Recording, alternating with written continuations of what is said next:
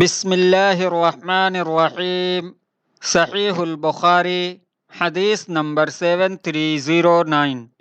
حضرت جابر بن عبداللہ رضی اللہ عنہما نے فرمایا، مریض کی عیادت کرنے کے بارے میں حضرت جابر بن عبداللہ رضی اللہ عنہما روایت کرتے ہیں کہ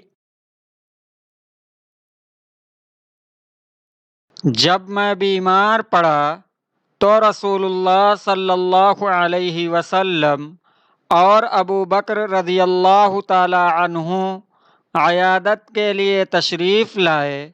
یہ دونوں بزرگ پیدل چل کر آئے تھے۔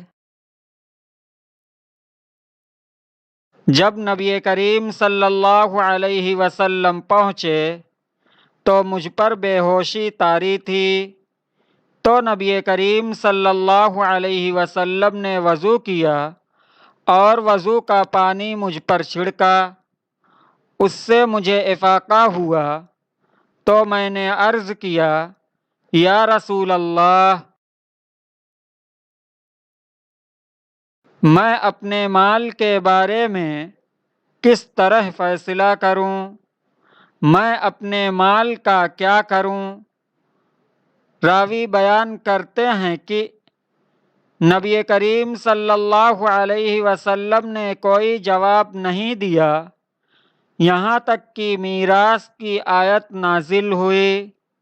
صحیح البخاری حدیث نمبر 7309۔